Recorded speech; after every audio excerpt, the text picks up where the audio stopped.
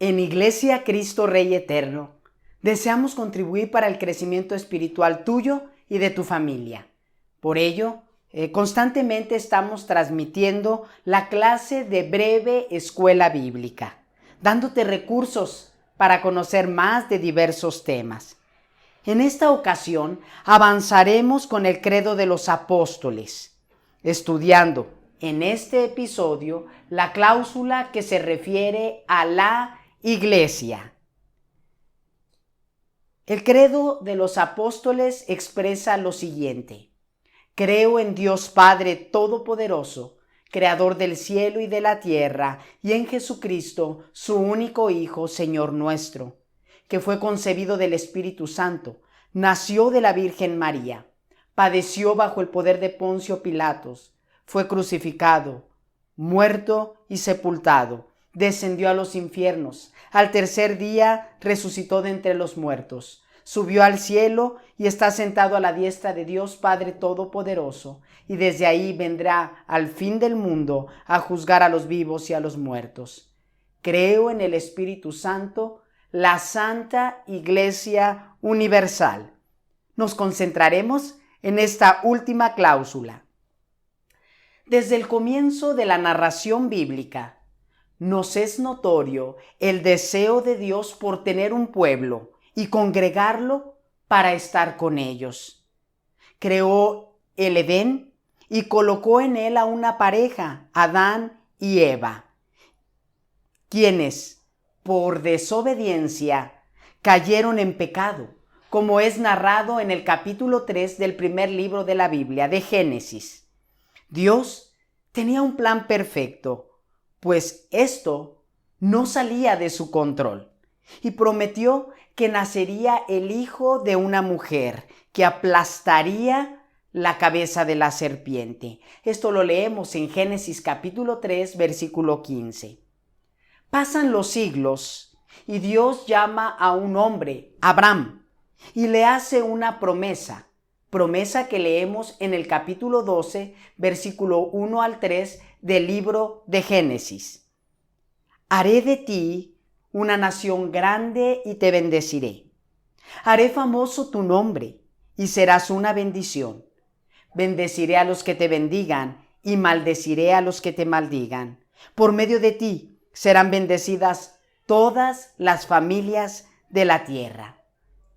Tiempo después, la descendencia de Abraham forma un pueblo llamado Israel, quien ingresa al país de Egipto al final de la narración del libro de Génesis. En esa gran nación, en Egipto, se convierten en esclavos, pero Dios los libera. Algo que puedes leer en el segundo libro de la Biblia, en Éxodo, capítulo 13 y 14. El tiempo pasa, Dios protege y acompaña a su pueblo por 40 años en el desierto, como es narrado en el libro de Números y Deuteronomio.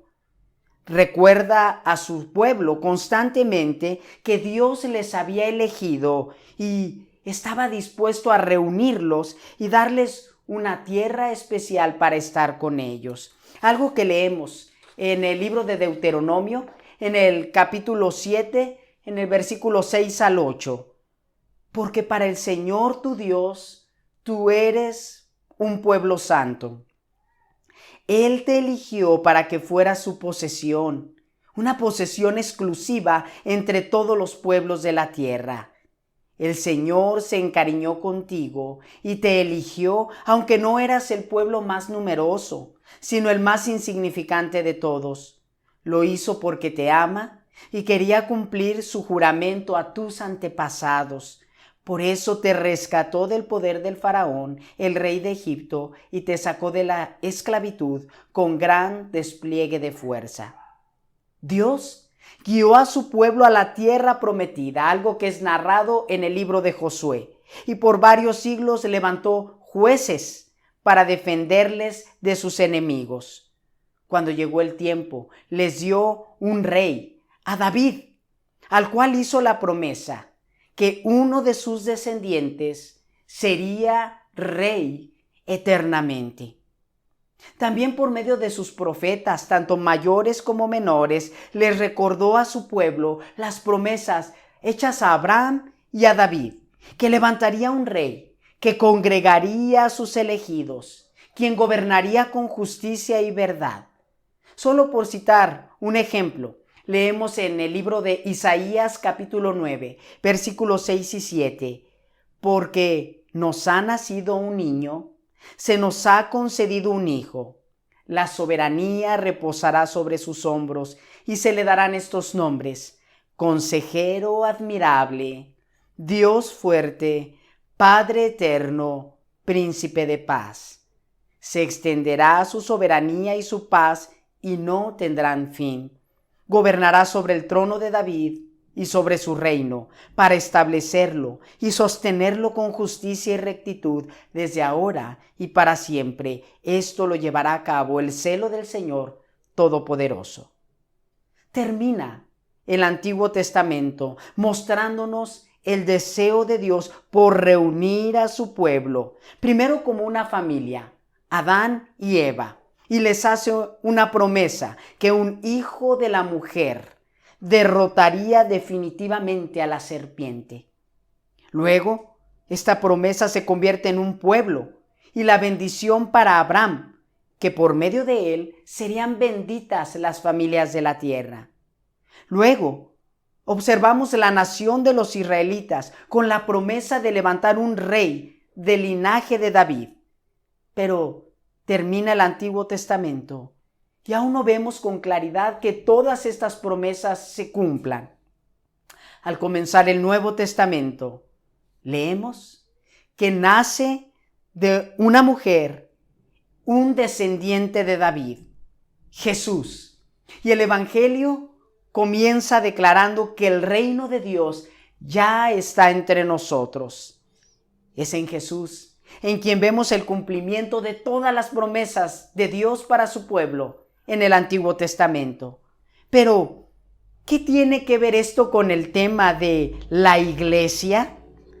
Pues en el libro de Hechos de los Apóstoles se narra que el pueblo escogido por Dios para salvación y que este mensaje de salvación es una invitación para creer en Jesús.